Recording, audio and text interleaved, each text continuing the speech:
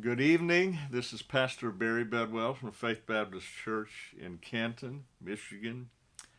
We're going to look at Psalm 15 as we continue our study through the Psalms. This particular psalm is written by David, and it is a psalm of, you might say, practical wisdom. It tells us that we are to have the right behavior, the right attitude, the right character when we come before a holy God. Verse 1 says this: Lord, who shall abide in thy tabernacle?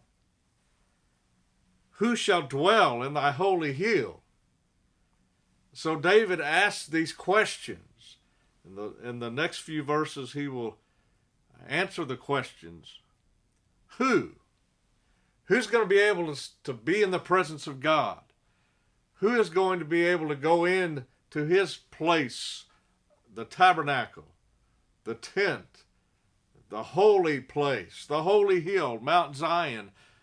David asks the questions, who's going to be able to go, to remain, to abide in the presence of God? Elsewhere, the scripture says we are to enter into his presence with thanksgiving, to enter into his courts with praise.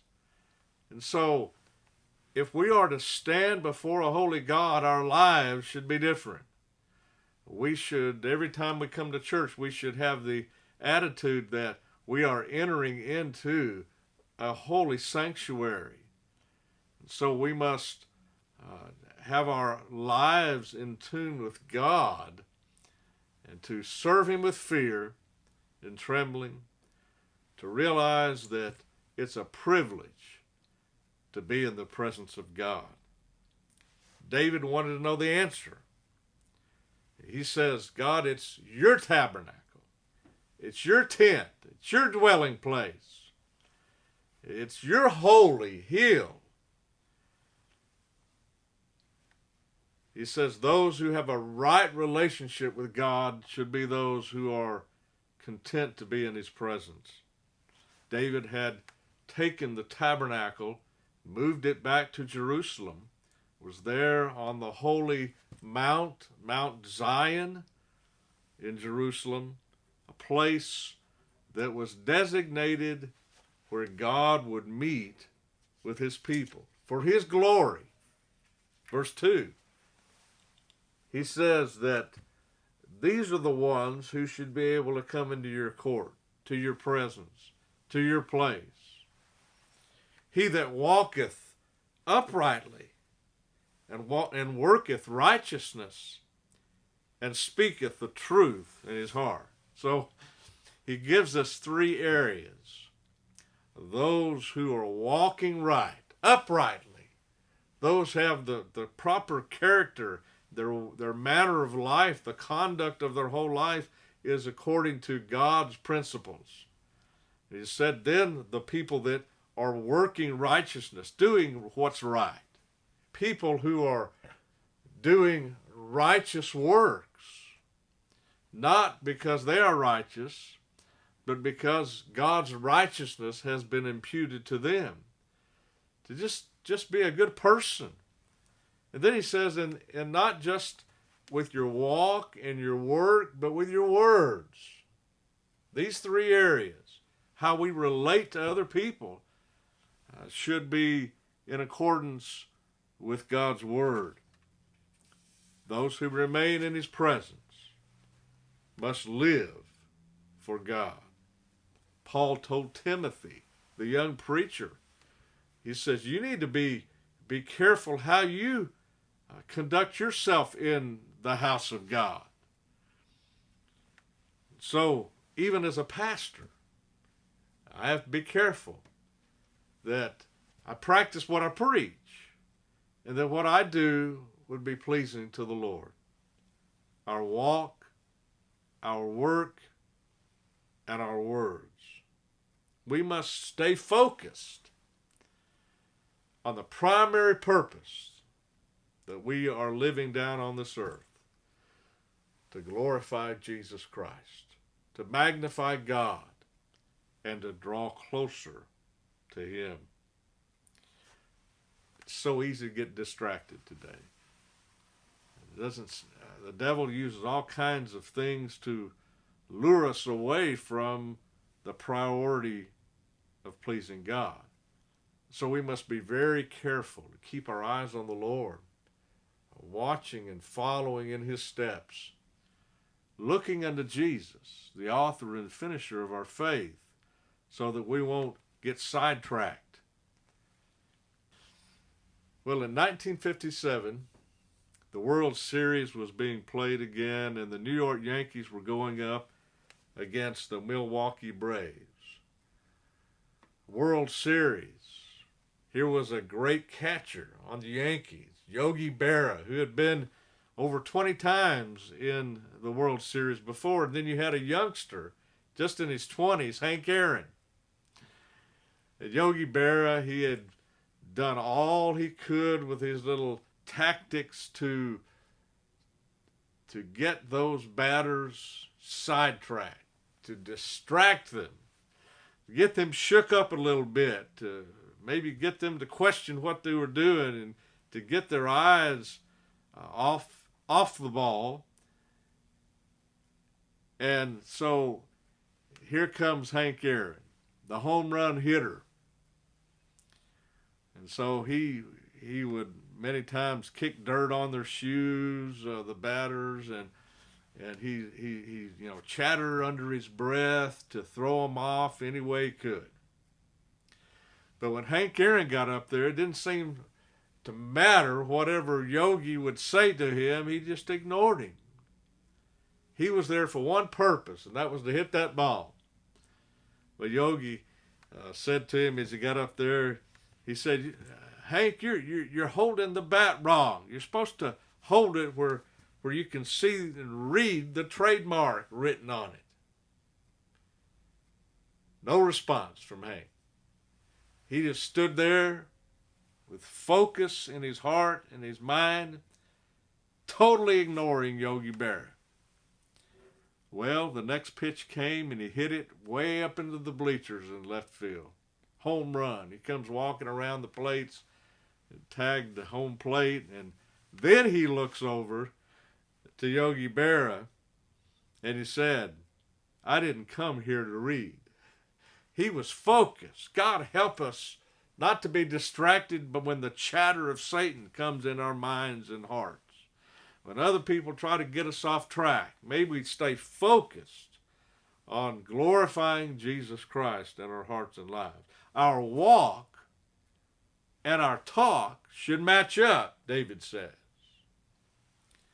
We are coming before a holy God, and so we need to live a holy life. God said, "Be holy, for I am holy." We should be careful not to lose our spiritual balance in life, to keep our heads high, to walk, as he says, uprightly, to do the things that are right. Spurgeon said this, "God's house is a hive for workers, not a nest for drones." God wants to use us, and our lives should match what we say, and what we say should match how we live. God's word must be in our hearts. Rooted, he says here, rooted and grounded in truth. Verse 3.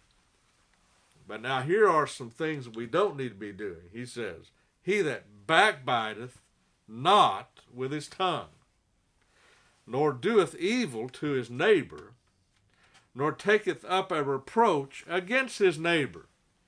Says if you're going to come into God's presence and dwell in the midst of his tabernacle, then don't be a backbiter. Don't be somebody who wants to tarnish the reputation of somebody else.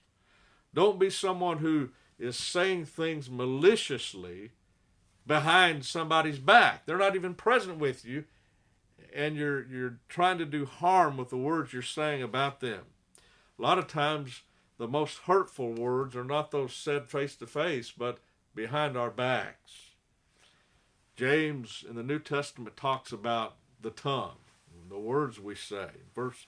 Chapter 3, verse 6. And the tongue is a fire, a world of iniquity. So is the tongue among our members, that it defileth the whole body, and setteth on fire the course of nature, and it is set on fire of hell. A person gets in on some gossip, and then they hear people slandering somebody else. Well, if you're just listening to it and you don't condemn it and you just take it all in, you can be just as bad as the person telling it, because you're going along with it. If there's not a listener of what's being said, pretty soon all the gossiping and whispering and backbiting will disappear if no one is there to take it in. A person's character should show up in what a person says and what a person does in their life. We are called by God to be helpers and comforters and encouragers for other people.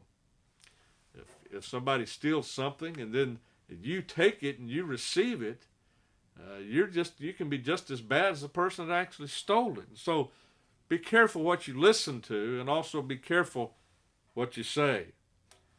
Someone once said this: a talebearer has the devil in his tongue, while a tale-hearer has the devil in his ears. So we must be very careful, David says, about what we say. Not to be a backbiter, not to be a slanderer.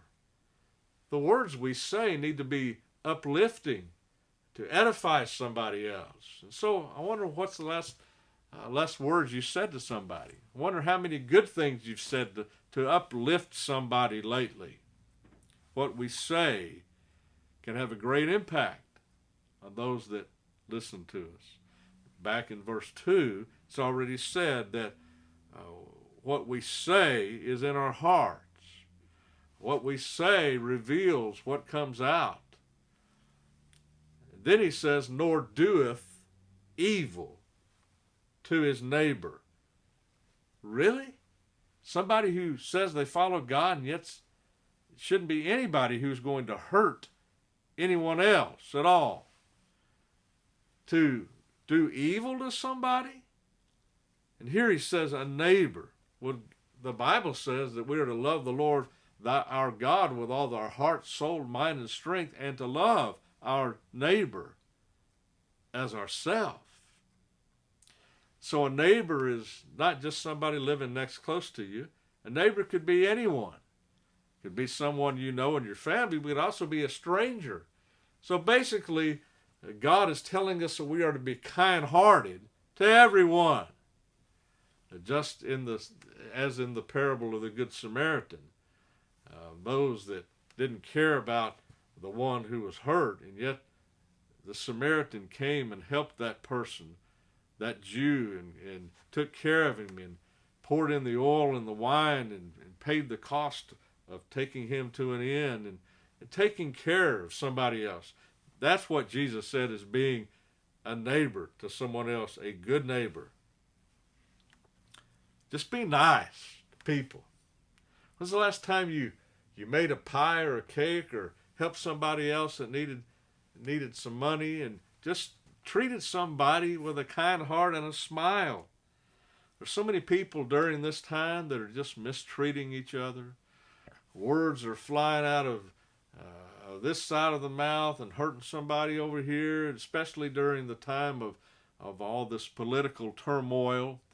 People are divided, and people are saying all kinds of filthy, awful, wicked things about people they don't even know. And then mistreating people. They don't care about anybody except self. So God help us to have the right attitudes when we come into the church house and out in the world. But especially when we come into the presence of God. May we have clean hearts, clean minds, clean hands. Then he says, nor taketh up a reproach against his neighbor. Taking up reproach. What does that mean? It means that we are not even involved in somebody else's situation, yet we get angry and upset with strong emotions and try to get in the middle of it when we should be trying to reconcile people instead of stirring up more problems. We shouldn't get angry and bitter at people that are having trouble with others. We don't half the time even know the circumstances or the real issues. And so don't be that kind of a person who is taking up a reproach or a problem to somebody else unless you want to help them in the situation. How can we expect to enter into the presence of God, into His tabernacle, into His church, into His presence when we're living like the devil outside? Verse 4, in whose eyes a vile person is contemned, but he honoreth them that fear the Lord. He that sweareth to his own hurt and changeth not. So here David says we want to remain and abide in the presence of God. We need to be people who are calling sin for what it is. When we see what's sin, we see it for what it is. When we see vile things, we see them as vile. We don't see sin or wickedness and call it good. And when we see things that are holy and godly and righteous, we call them what they are. Good things, righteous things, things that would please God. People are getting mixed up so much today. The things that are wicked and awful, they're saying they're good. I don't understand it. How people can see things that are, because they have a warped vision. We need to see things as God sees them. Spiritual perception. Our eyes need to be sensitive to what is right and what is wrong, what is good and what is evil. Here he says, he that sweareth to his own hurt and changeth not. A person of integrity, David says, is when you make a promise, when you give your word, and something happens, you think, oh, man, I can't stand by that because it may have a negative effect on me. Then no, you're bound to your word. You keep your promise. Now be careful when you vow or make a promise that you'll be able to fulfill it. But if something happens and it may even hurt you a little bit, you stand by your word. And so he says, don't change. Be steadfast. What you say, you mean, and you stand by it. Be a person of convictions. Follow through on what you say. If you promise something to somebody, don't change. Make sure. Stand by your word. Verse 5. Then David says how we live our lives it will affect our finances. Jesus said, where your treasure is, there will your heart be also. He that putteth not out his money to usury, nor taketh reward against the innocent. He that doeth these things shall never be moved. So our integrity extends to our finances, to our pocketbook, how we deal with people, with our money.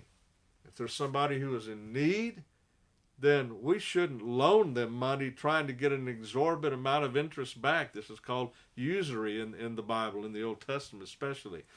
This could hurt a person. If they need help, we don't try to put them down in the hole further by charging exorbitant interest rates so that we can profit off of those who are the unfortunate.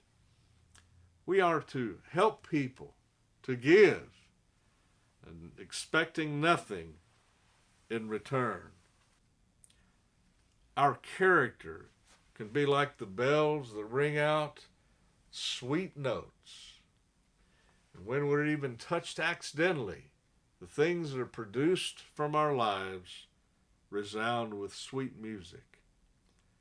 Well, this psalm is not very long, but it has some important things and principles to teach us. Basically, the summary of the psalm is saying this: if you want to remain in the presence of a holy God, then have integrity, have character in your life. Be careful to do what is morally right, to say what would help other people. And if you do that, you'll never be moved away from God. I shall not be moved. I shall not be